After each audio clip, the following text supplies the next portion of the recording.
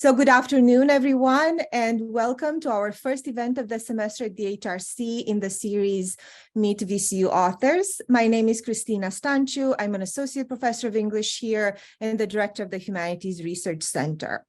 Our series, Meet VCU Authors, invites members of the Richmond community, as well as colleagues and students from VCU and other universities, to meet VCU authors and editors as they talk about their publications and answer questions about their work.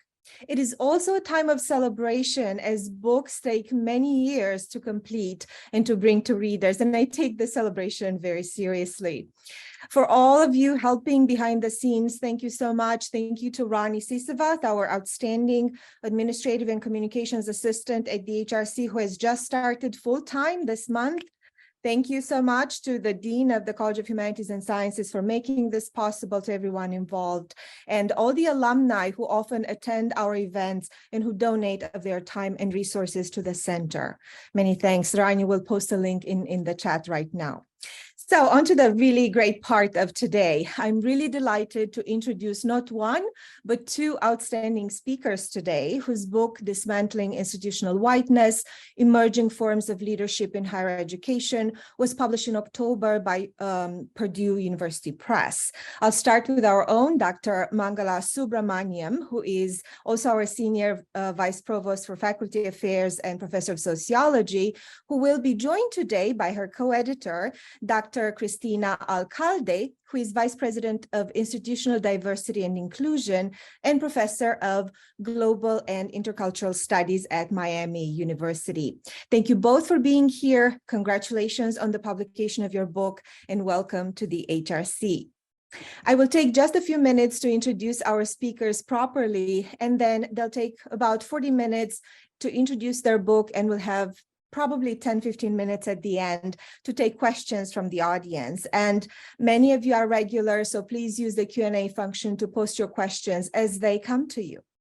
So I'm delighted to introduce first Dr. Mangala Subramaniam, who is not only our Senior VP for Faculty Affairs and Professor of Sociology at VCU, but also a very active and accomplished scholar whose research in the areas of gender and intersections with race, ethnicity, and class, social movements, and higher education are so well known in her field. Her work has been extensively featured in podcasts and webinars in Diverse Ed, The Chronicle of Higher Education, and Inside Higher Ed. Her administrative experience includes developing and providing professional development programs for faculty, educational seminars, and her recent webinar for NCFDD, which I was very fortunate to attend myself, was on promotion from associate to full professor. I really enjoyed that, and I highly recommend it to all. Her leadership work and contributions to faculty affairs was the cover story in an international edition of Higher Ed Digest. Besides her prestigious administrative experience, Dr. Subramaniam, is the editor of a prestigious book series at Purdue University Press called Navigating Careers in Higher Education, also an author, co-author, and editor of many books and articles, including, and I'll just name a few, Contesting Water Rights, Local, State, and Global Struggles, 2018, Dowry, Bridging the Gap Between Theory and Practice, 2009, and The Power of Women's Organizing, Gender, Caste, and Class in India, 2006. She's the recipient of many honors, fellowships, and grants, and before coming to VCU in October, just last year, she was the Butler Chair and Director of the Susan Bulkley Butler Center for Leadership Excellence and Professor of Sociology at Purdue. Her co-presenter today is Dr. Cristina Alcalde, who is Vice President of Institutional Diversity and Inclusion and Professor of Global and Intercultural Studies at Miami University. From 2007 to 2021, Dr. Alcalde was the Associate Dean of Inclusion and Internationalization in the College of Arts and Sciences at the University of Kentucky, where she was a Professor of Gender and Women's Studies and the Marie Rich Endowed Professor. Her books include, and I'll just mention a few titles, Peruvian Lives Across Borders, Power, Exclusion, and Home, 2018, The Woman in the Violence, Gender, Poverty, and Resistance in Peru, 2010, La Mujer en la Violencia, 2014, and the co-edited volumes Me Too and Beyond, Perspectives on a Global Movement and Provocations, a Transnational Reader in the History of Feminist Thought, 2015. She is published widely in journals and edited collections nationally and internationally, and she speaks on her research areas of inclusion, gender violence, migration, exclusion, belonging, leadership, and race and racialization. Dr. Alcalde and Dr. Subramaniam, welcome to Meet VCU Authors at VCU, and congratulations on your book. The floor is yours. Many thanks, Dr. Stanciu. It's a pleasure to be here and for our book to be featured in Meet VCU Authors. We are certainly privileged to discuss our book with the many people that I can see here who are participants in this webinar. We've actually tried to keep our presentation a little bit shorter than we would normally have done. We think there'd be much scope for a lot of good discussion and maybe coming up with new ideas as we exchange with you what we've written about. Next slide. So we're going to begin with an overview. What is this book about? You read a little bit about this if you saw on the flyer that had been put together by Dr. Stanciu's office. The book is really about experiences of women of color in leadership roles, working actually within the boundaries and parameters of what are predominantly white institutions as we see them. Most of the chapters provide some background on research as well as first-person narratives and strategies that would help us to tackle, these entrance systems, as we say, for leadership positions in predominantly white institutions. It also provides, we hope, insights to administrators of all backgrounds, those considering a career in administration, about what actually works, what doesn't. How do we ensure greater inclusivity and learning environments in which women of color, or I would actually say generally faculty of color, can excel and thrive, not just survive, as I always say, and apply their expertise.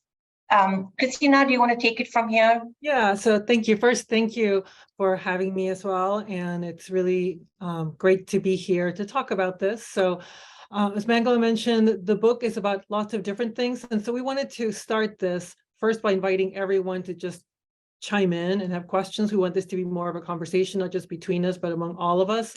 And we wanted to share a little bit about our own experiences and trajectories as far as why this book, why we wanted to do this. So very briefly, Mangala and I initially met several years ago, but in a Hearst Leadership Institute, it was for us. And one of the things that we found there is that we weren't, of course, the only women of color there.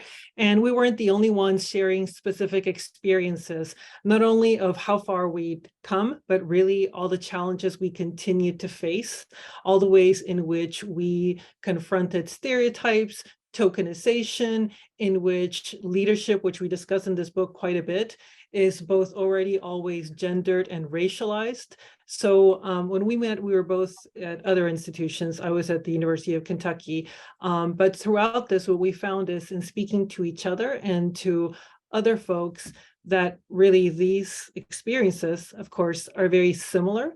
They're very different in some ways, but they're very similar, and they're similar enough that it's not only that we need to do first person, we need to share our own first person experiences, which we also do, but also we need to draw on the research to point to how we can change this. So that was one of the ideas behind this. And my own trajectory has been that I've had a faculty career for many, many years. And I've also taken on administrative roles. So we also discuss this later in the book. It's this, how do you switch from being a faculty member to an administrator, especially as a woman of color, especially when you're embodying all this change. And supposedly it's also the things that we continuously provide constructive criticism for. So how is that? What dilemmas do we find ourselves in as we do that? So currently, as Cristina also mentioned, I'm Vice President for Institutional Diversity and Inclusion. And so I see this also as a result of all the experiences I've had as a researcher and as a faculty member. And Mangala, do you want to talk a little bit about your trajectory, and then I'll say something else about this? Yeah, certainly. As most people at VCU know, I arrived at VCU in October. Prior to that, I was at Purdue University. I had never aspired, I actually never thought that I would ever be in administration or be contributing to kind of change by thinking through the challenges. So when I first, as a faculty member, I'd held some administrative positions at the department level and college level, such as the director of graduate studies in a pretty large department, which comprised almost 60 to 65 graduate students, and therefore had interactions with the college. That was followed by other appointments, such as the faculty fellow, the inaugural faculty fellow for the Dean of the College of Liberal Arts at Purdue, and then subsequently leading a task force working group to look at faculty satisfaction data from Coach, particularly looking at associate professors. It's been one of my major kinds of areas of focus. As many of you know, there are very few women associate professors who move up to full professor rank, and we have even fewer women of color or faculty of color in full professor rank. So coming into administration about 6 years back was a new field. As I write in the book, both in the preface and in the introduction, as well as in the chapter that I co-authored with an undergraduate in the book, I speak about both being an insider and an outsider. Even though we may be in some higher level administrative positions, we often see faculty of color who are sometimes inside and sometimes just outsiders in the larger scheme of what is occurring. It is definitely a challenge as we try to navigate our ways through these kinds of structures and systems and processes. I should mention here that we definitely, I know I'm speaking for myself, and I know Cristina will probably mention the same. We both have had terrific mentors, both within the institutions we were at, as well as from outside. I was very fortunate to have a president of a university mentoring me, and the provost at Purdue University being supportive of me. But that didn't mean that it made the work, easier or it was all done. In fact, I would say the saying which we often hear, that is, you have to do twice as much, to be recognized. This definitely holds for myself, and I am sure Cristina will say the same thing. So we had to produce so much more. Even though people and institutions wanted to invest in us, we had to do the work to prove ourselves to be up there. And yet, at times, we felt like outsiders in our own institutions and our own university systems. Let me stop here, Cristina. Yeah, and I'll move on to the next slide, but I'll just add to that briefly that absolutely, I think mentorship is critical. And I know that's something that both of us and probably many of us here on the Zoom are committed to. And it's also really important for us to think about and discuss how sometimes it's, since we are talking about women of color, then it's specifically women of color who are sought out and who offer mentorship, and how that also adds to the emotional labor and other forms of work that we do. So that's something that to also discuss in thinking of how can we support one another, how can we support others, how can we have allies throughout the institutions, whether it's the institution we're at or another one. So in the book, and I'll push forward to the next one, we wanted to share a little bit. We're going to get into the themes in a second, and that's where we can have more of a discussion, but just share with you a little bit of the table of contents in case you haven't seen it, but just to give you a sense also of who's included here. It's not all represented, of course, but we had folks from an R1, from R2s, from liberal arts colleges, from private, from public. So thinking about what our experiences were. And even so, we were coming from various different institutions. One thing that brought us all together is we were all working and continue to work, for most of us, in PWI, so predominantly white institutions. And that is enough of a factor that really influenced all our experiences that's worth talking about. And so that's also why we are focusing on dismantling institutional whiteness. We're drawing on specific individual experiences, but also on research.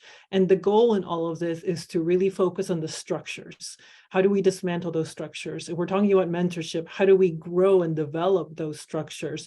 How do we make sure they're there? So we think you'll see a lot of the themes that we cover have to do with counter stories.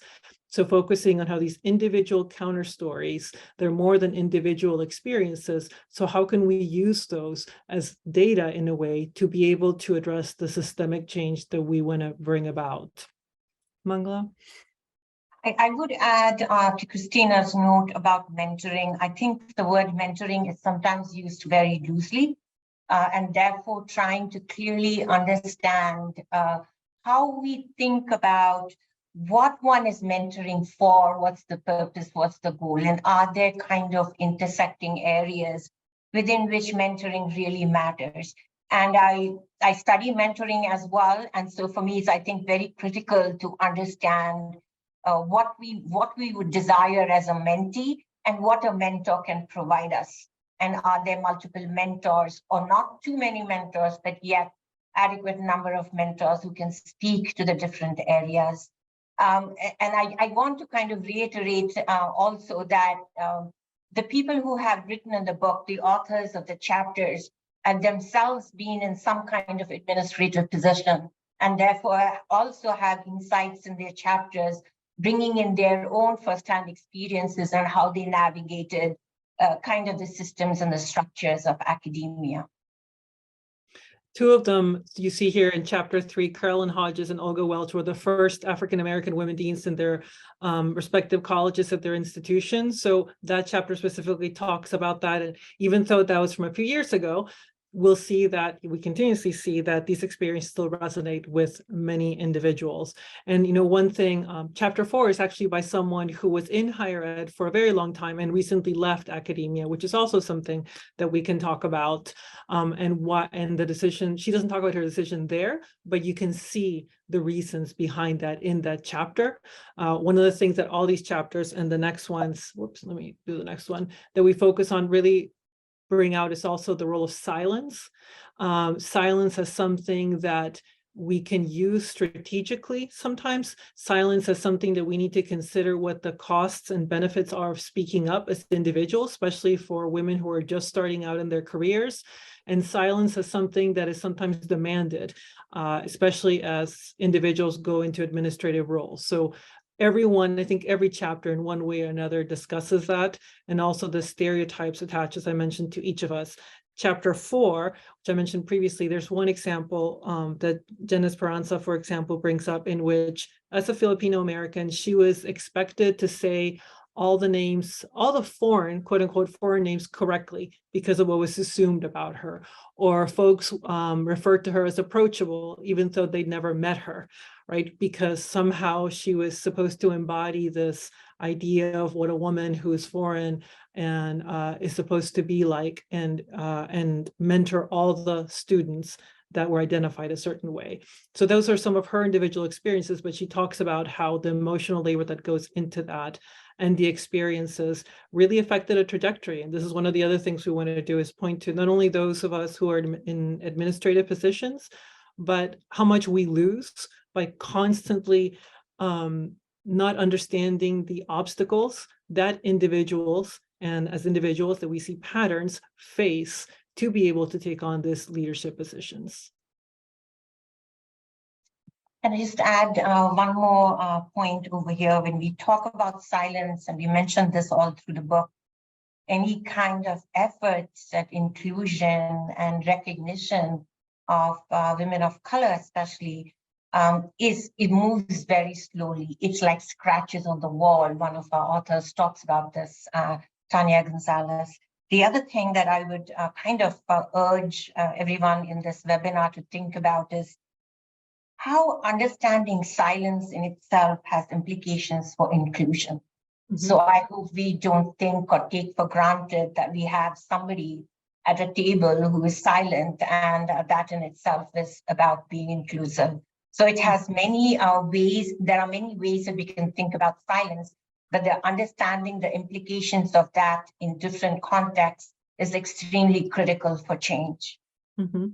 And I'll share one thing someone in a mentorship role shared with me was, some things they said to me, we have to be silent about until we retire. It's really sad to think about, right? But something for us to really talk about and think through why that is and precisely how we can make it so that's not the case. So that speaking up because of commitment to change and to transformational processes isn't about simply criticism, but is actually seen as a commitment to change, as something positive, as the sort of leadership that we want, right? So let me go into here. So some of the key themes, and we should say, Mangal and I also wrote a piece in Inside Higher Ed several years ago where a lot of these themes came up that other women of color have also experienced. This is also where the idea for the book also kind of solidified, because there was just so much, not just from the two of us, but from others that we wanted to explore more. So some of the key themes that we have here are very much about intersecting identities and just the reality of how, because of how we're each seen, that shapes our trajectories. At the same time, oftentimes we hear about just this term, women and people of color, everyone together. So when there's a diversity initiative or something else, it's to increase women and people of color. And by doing that, even as we talk about intersectionality, we really, it's a disservice to actually moving forward with inclusion, because we just lump everyone together. At the same time, as researchers, we know that it's specifically some identities. It's Black women who face specific experiences, their specific obstacles. And so we really try to focus on why it's so important to talk about our similarities. And there are many, silence, other things, trajectories, tokenizing, the importance of mentorship, but how also it's important to show solidarity by speaking about the specific experiences of different intersecting identities. And each chapter talks a little bit about that, but we hope we can also talk with those on this Zoom a little bit about that, why that's so important. And that's where institutions often get it wrong, by trying to just do everything at once, focus on everything, focus on the urgency of changing everything, and in that miss opportunities to be very specific. Yes, how do we think about both the commonalities when we can collectively try to push for change, and at the same time acknowledging those differences and addressing those differences, because the challenges that come with those differences may vary across groups. Mm-hmm. Yeah, and we have some here, right? So for example, Black Latinx women, in the chapter that Carmen Eniochoa and I co-wrote, for example, we talk about how for the two of us, we were seen as Latina women, so how we embodied certain things for some that had to do specifically with our identity as immigrant Latina women, right? Which is very different than for other women. So we want to acknowledge our own experiences, how they don't represent everyone, but how they also are very specific to a specific group of people. There we go. There we go.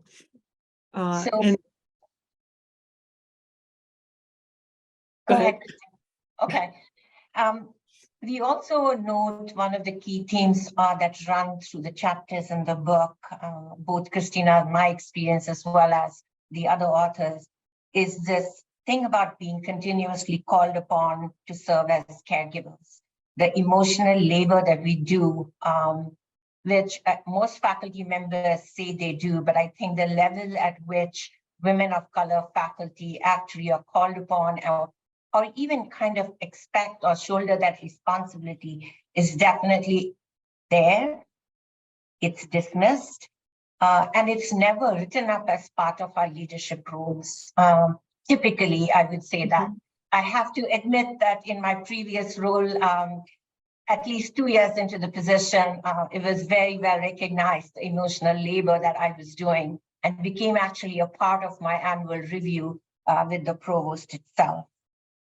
Cristina, do you want to add on that point? Yeah, I'll just add, but definitely, I don't think I've ever seen any job ad also, right, that talks about emotional labor yet.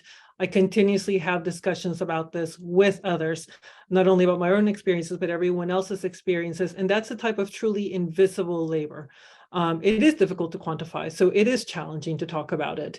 But, to get to a point, for example, where an important decision is made by leadership, we don't know the amount of emotional labor that has been needed to be used by specific individuals in that leadership team. And often it's quite a lot, and it has an impact on the trajectory specifically of women of color.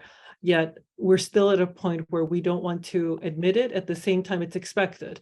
And oftentimes one of the things that you see in the chapters is that when women refuse to offer emotional labor, refuse to be seen as simply someone who can give all this emotional labor, then they're seen, or we're seen, as somehow defiant or not a good team player, or somehow not fulfilling our duties, even though those duties are not included in any sort of in general evaluation.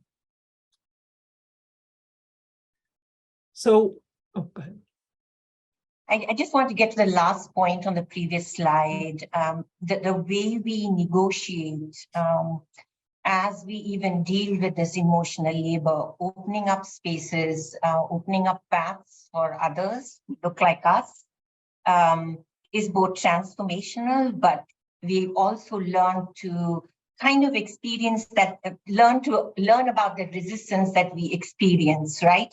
And it becomes part of this emerging form of leadership as women of color move up the administrative ladder as well in higher education. Mm-hmm.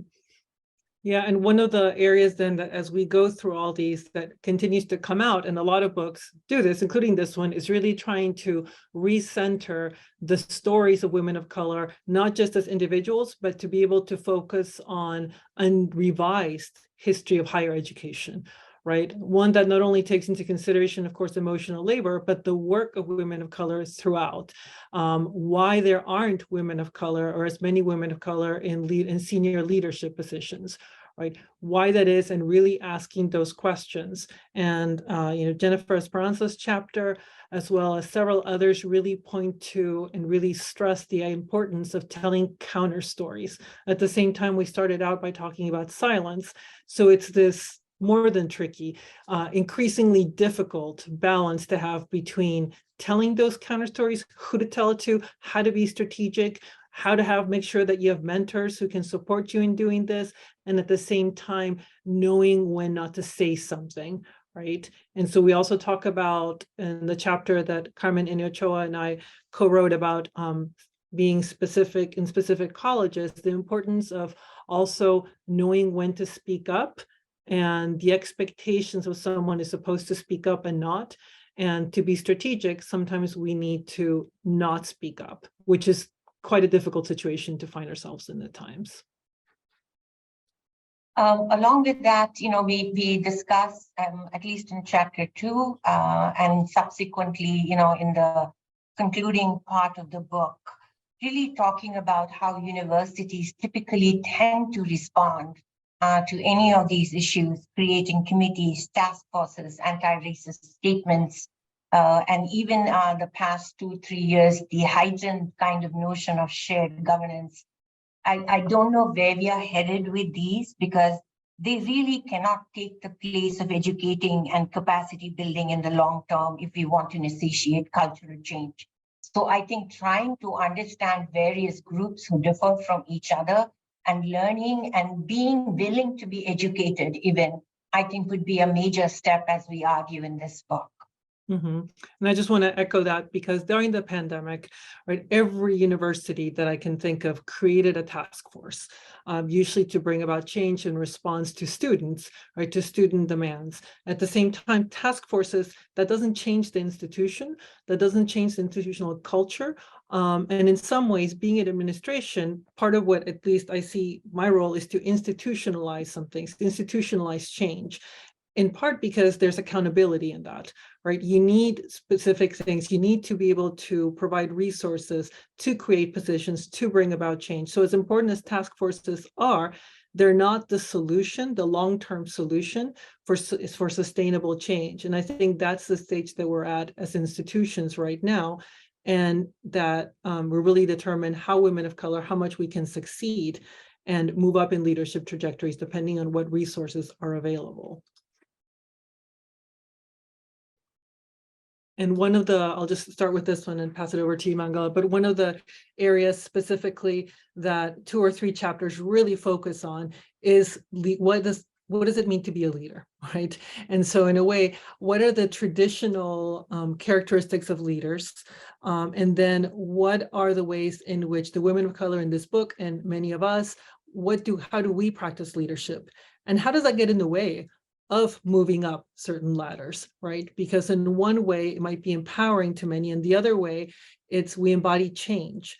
And that can be seen as both a risk, as something that challenges the status quo. So thinking about one of the recommendations we have, which we go through the chapters, and then the last chapter is really about the lessons learned, and then the recommendations that we have, really about we need to really look at what we mean by leadership, why that is, why there's comfort in that, and whose comfort are we privileging by saying leadership needs to look like this, and then how we need to better align the types of leadership we want with who we're looking for, right? Oftentimes what we find, and many of the chapters speak to, is about this idea of fit or collegiality or temperament, which sometimes is just, it's code words for whiteness or for other things. And so we question, and many of the chapters in the book question, what does it mean to be a leader? Because in a way we're questioning, what does it mean to fit in?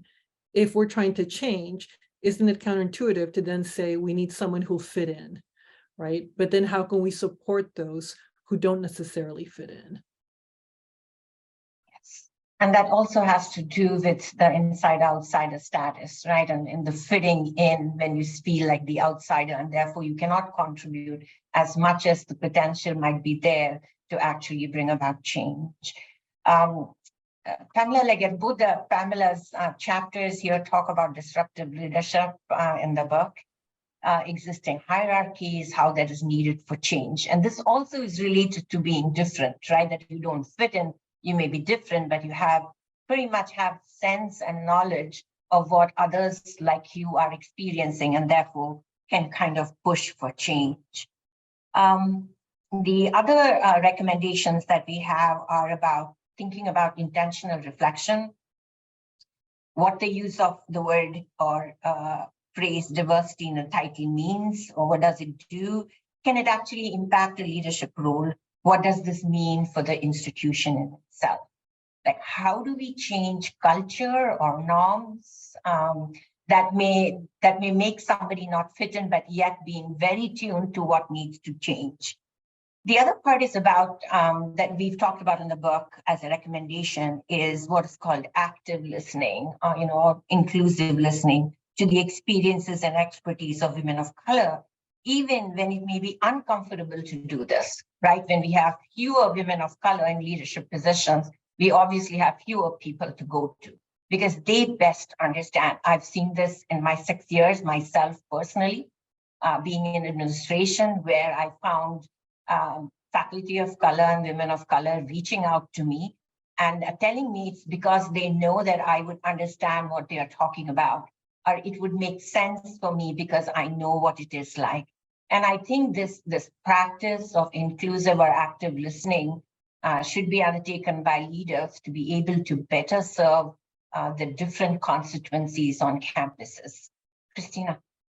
Yeah, and I want to go back to the one of the areas that we talk about too. One of the chapters really brings up is also, and I would say especially now in this moment in which there is a rush in a way to address diversity as a way to change things. At the same time, there's a backlash, of course, but thinking about what does it mean then if we don't see that much diversity in senior leadership, but we only see it, I would say, when it comes to diversity.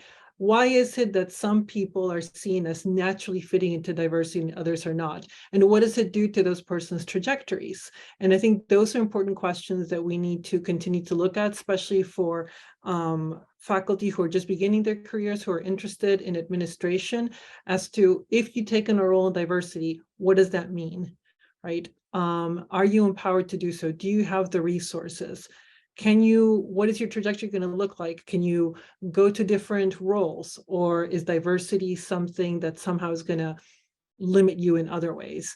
And I think because so many women of color are tapped very early in their careers also to do diversity work. These are really important discussions to have, especially as we think of invisible labor and where that labor is and how that can be counted. Because many of the chapters in the book really recount experiences of being expected to do this work, but then not being recognized for it. And what happens when you don't have the mentorship to really support you to move forward, or to say no, or to say yes, and this is why, and this is what I'll need to make it happen, right? And I'll just mention one more thing with this slide, which is, I often in this role talk about how important it is to be uncomfortable, that really we're not doing, or I'm not doing a good job if I'm making everyone feel just comfortable. It doesn't mean I'm not nice. It doesn't mean all these different things, but it means that we need to be able to change things, and we need to just sit in our own discomfort, right? Why are we uncomfortable? How is it that we can grow? Because as leaders, it's our role to continuously individually grow also. And growth oftentimes brings discomfort. So this is one of the things that listening to the counter stories in the chapters in the book and to others can really help us with, both our own growth and being able to support others in their growth. And we had one more slide, which I'm not sure why it's not showing up, but I'm going to see okay, I guess we didn't, but that's good. But Marla, did you have something else? Did you want? I just want to go back to this, how we think about diversity in the current context, and particularly the past 2 years or so. Most institutions respond so symbolically to it, right? I mean, these symbolic responses don't really help us actually alter the landscape of higher education. Last year, February of 2022, there was an excellent report put out by the US Foundation looking at the R1 institutions in the US and both the gender and racial ethnic makeup of the major leadership positions, including tenured full professors.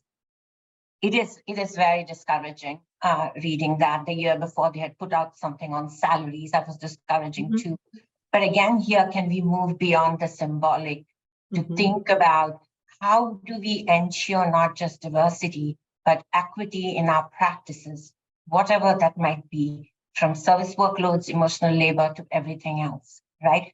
So we need to move forward thinking or critically questioning even some of this language that we see used in the higher ed space.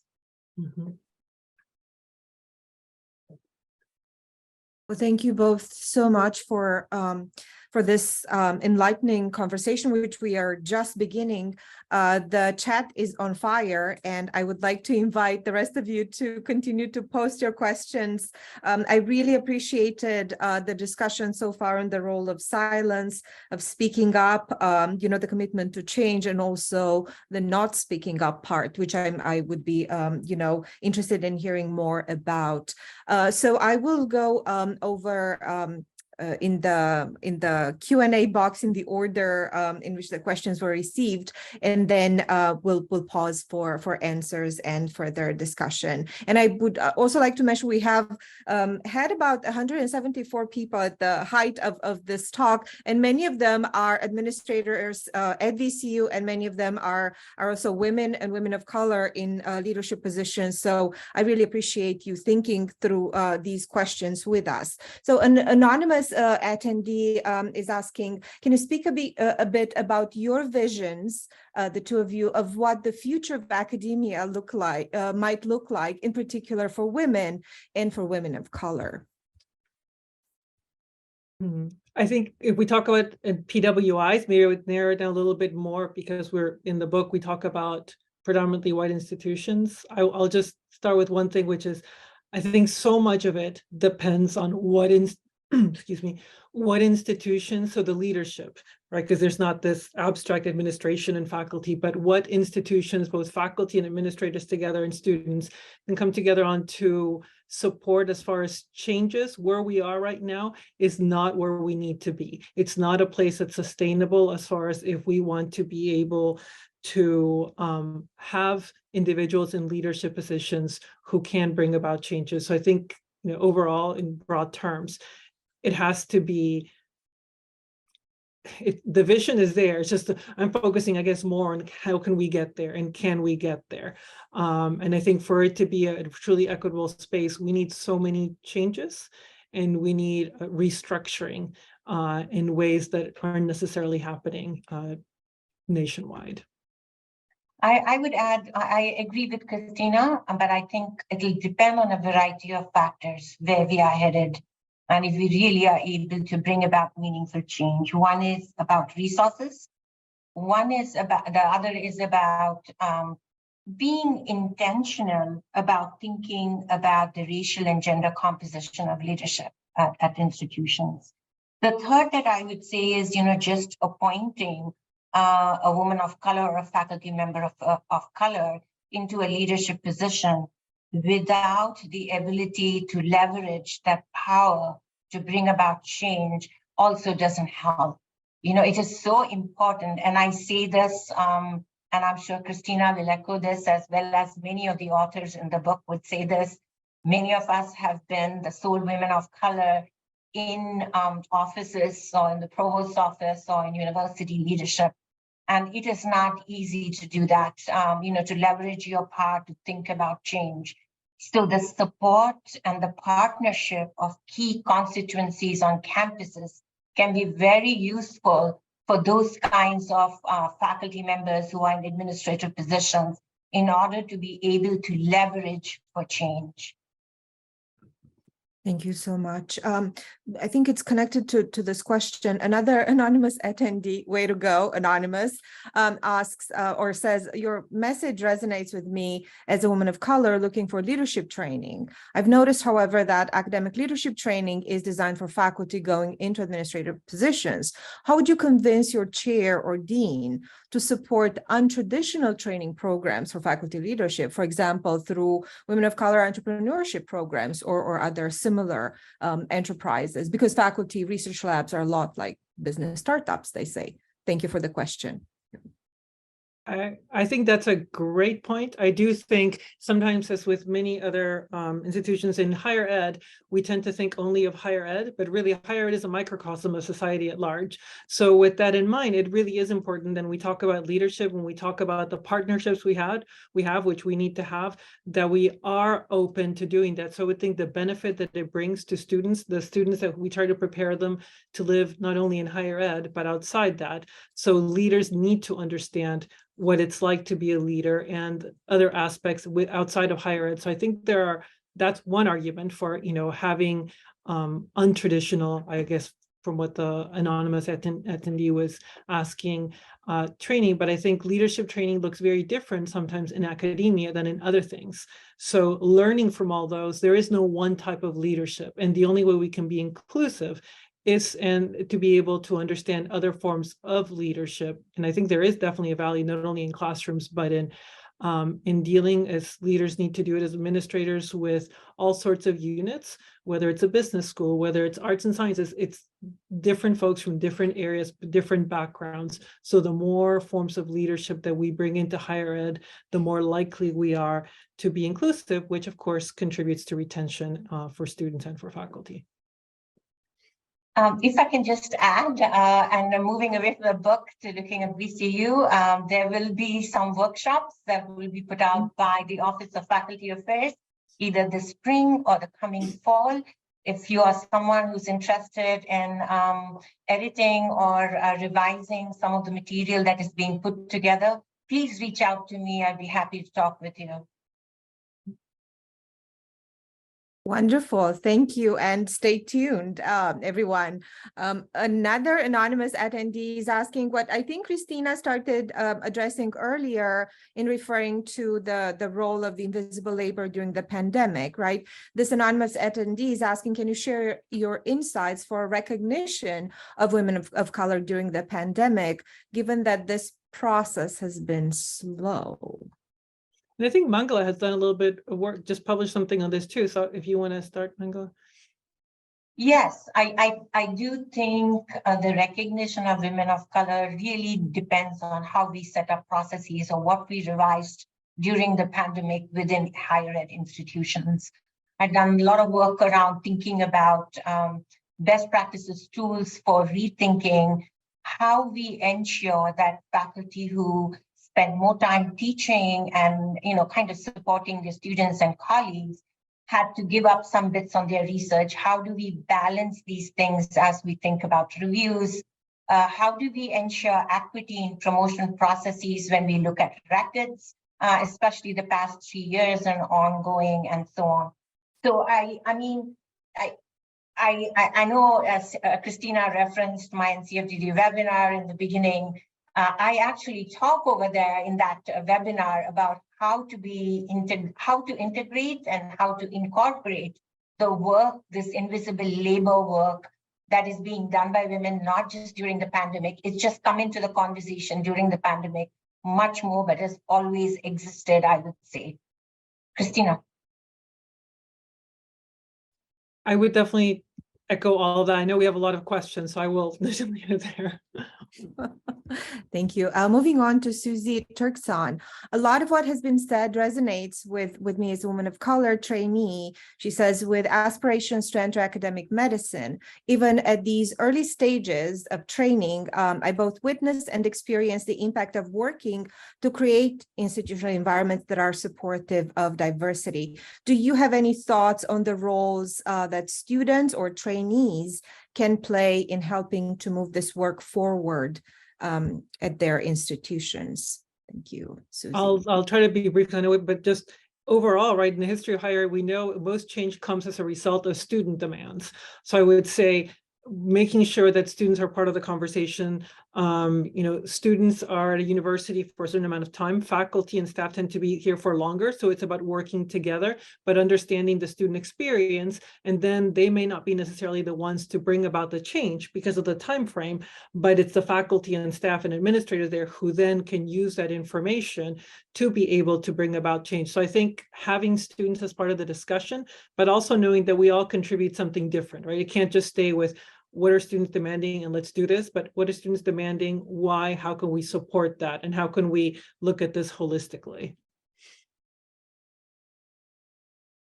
Mangala, any thoughts on this, or we can move on to the next question? We should move on. There are a lot of questions even on chat. So thank you. Our colleague Emily Williams from Focused Inquiry is asking, what do you see as the balance between success in leadership in primarily white institutions and the need to change the structure and the norms of these institutions to make them more accessible and equitable for women of color to begin with? And, she expresses some skepticism at the end of her remarks, namely that, that it's hard to dismantle these institutional structures, right? It is hard. As a sociologist, I would say change is slow. It doesn't happen overnight. It requires work. And it requires the commitment and the leveraging of power of those who are in those positions, in positions of leadership. I think that's going to be critical to kind of say it very briefly. And Cristina, please feel free to add. Yeah, I will just say that, and also as an anthropologist, and just, I tend to say also that through my immigrant lens, that's what I look at all of this through. And culture change is very slow. And sometimes I don't mean that as an excuse to not do things, but actually the opposite becomes true, that institutions want to do things really quickly and just move on it, rather than the accountability of letting women of color or others in positions, once we have these structures, to do the work that takes time. So I think part of it is having the structures in place, but then the true understanding, which means commitment based on research, based on other things, that culture change is slow. It doesn't mean that we can every week be able to provide specific things, but culture change is slow. So we need to have a plan, and we need to create a plan and be transparent about what it is, whether it's a strategic plan or what it is that we're doing. But I think creating the structure is number one, and then the understanding of the way that change works, and having everyone in leadership understand. And this is where the previous question comes in, as far as looking at leadership in non-traditional ways, understanding how change works in other organizations as well. Absolutely. Thank you so much for your answer. I think the next question brings us home a little bit again. And Faye Belgrave, I just wanted to say hello, our Associate Dean in the College of Humanities and Sciences of Community Engagement, Diversity, Equity, and Inclusion. She's asking, how do you think that the new conservative conversation about deleting equity and diversity from universities, including some attempts from our governor, a new conservative governor in Virginia, as you know, will affect us? Can we bring the politics into this conversation? How much of that conversation can we have here? That's a tough one, and it's not just Virginia, right? It's happening across states. And I think the way we would want to collectively address some of this, I'm even wondering, it's not even just within an institution, but I think across institutions, collectively trying to think of ways, that is, creating a collective of universities or schools and colleges to actually begin to address this. You can't run away from the political landscape. It is going to be there. We are going to have to find spaces within which we are going to want to do what we want to do. And I think that is critical for me. Again, keeping it short, I can see so many questions. Cristina. Yeah, no, it's a case, yeah, absolutely, not just in Virginia and other places. And I think sometimes part of what it is we also want to change things right away, and trying to change things sometimes means, like one of the chapters is not just simply putting out statements, but being more strategic about how we go about it and building those coalitions, if it is change that we want, right, in the long term. Thank you both so much. Moving on to our colleague Jose Alcalde from the School of Education. He's asking, as you're trying to do this work, how do you go about dismantling whiteness and ingrained higher education structures when on the one hand, you're calling this out, yet on the other hand, you have to, he says, to conform to the norms and expectations of traditional ingrained promotion and tenure policies, for example, in order to keep a job, much less advance your own career paths. Thank you, Jose. So I think he's a conundrum here. Yes, there definitely is. I mean, I think you need to strategically navigate the path. And I started by talking about my own experience. Did I expect to be in administration? Did I aspire or desire? No, not really. Did I find myself in these positions and I said, let me see what I can do in my position? And that's what I've done in the past 5.5 years to 6 years. I also want to kind of talk a little bit about the reference to the promotion tenure policies. There are institutions who have revised PNT policies in different ways to recognize scholarship from research, recognize scholarship from teaching and learning, scholarship from engagement. My previous institution has run some of that, promoted faculty members in some of that. The idea is to get it clear as to exactly how this process will work and what will count. I think I referenced some of this again in my NCFDD webinar, giving examples even of the institutions that have done this. This really requires a longer conversation. I do think this should be happening, in my personal opinion, not the opinion of the Office of the Provost, that probably this should be occurring as a conversation at VCU, considering the amount of community engagement work.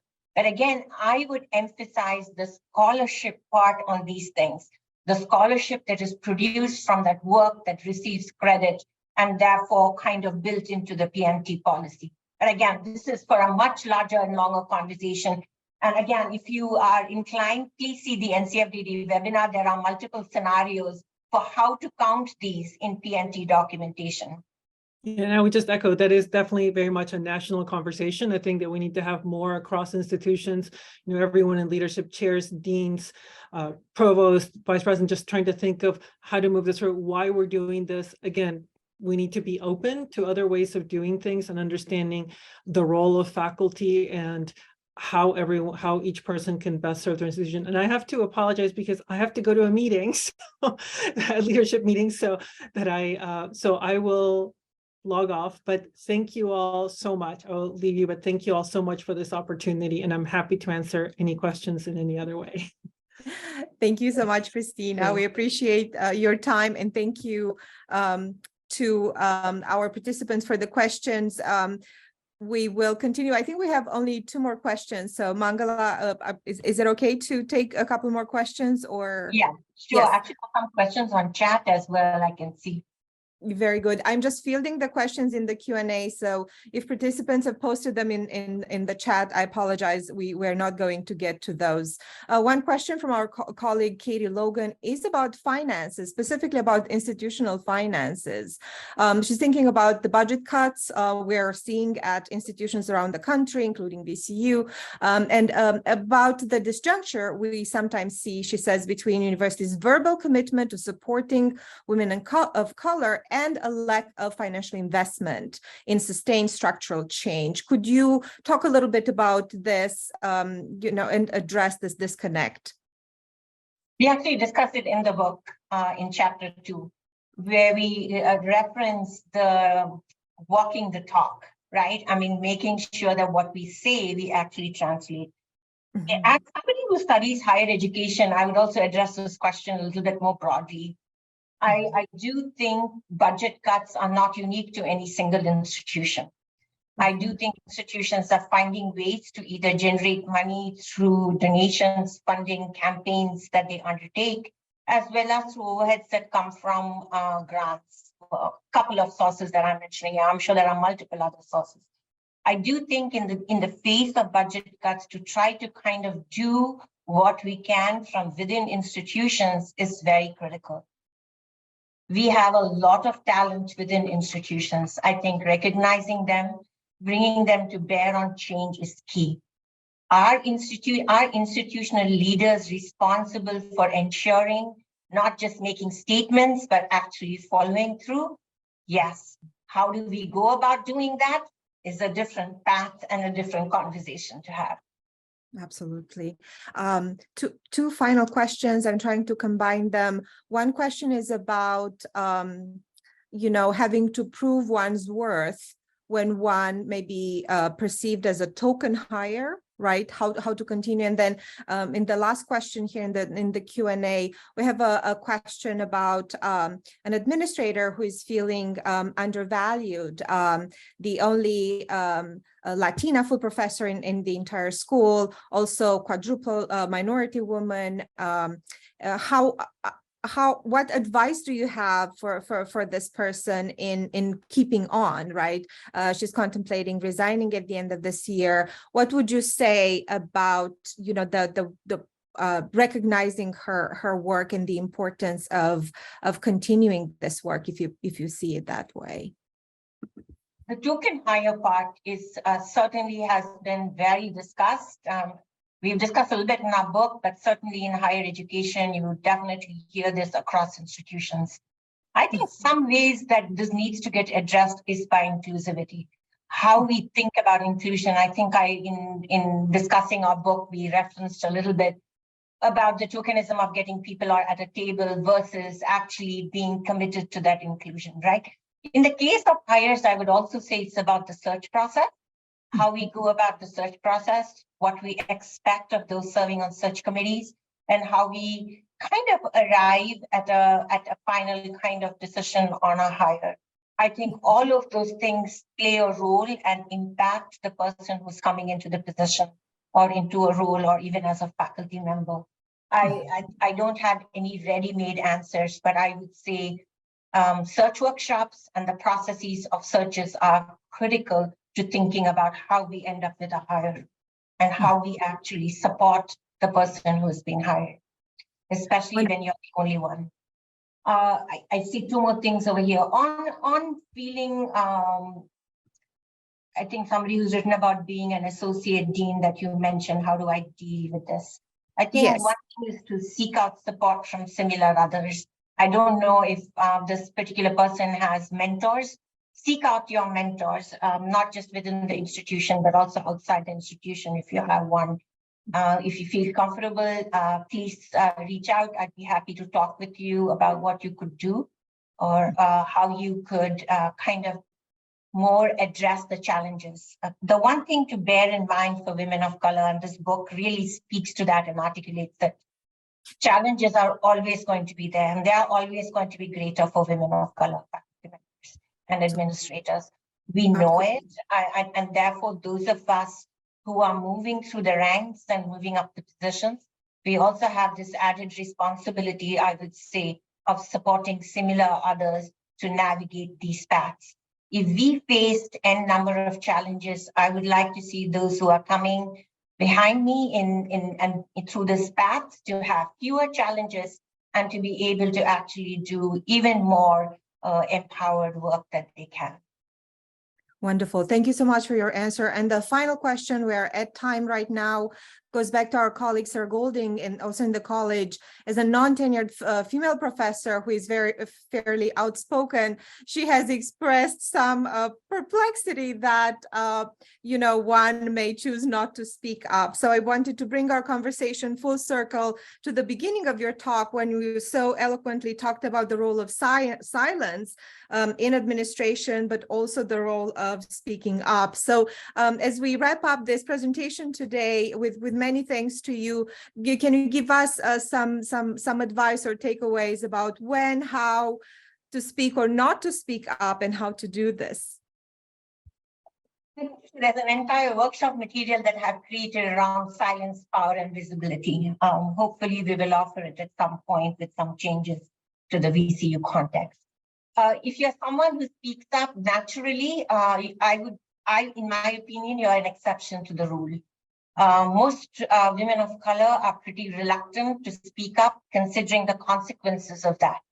There's a difference between saying build a speak up culture versus how silence gets used strategically. When you're the sole person who is speaking on behalf of women of color or faculty of color, it is extremely difficult if you are not in a position of power or privilege to be able to actually share those thoughts and be understood. I would underline the word understood, right? That is critical because experiences differ and people tend to rely on their own experiences to understand what is being stated.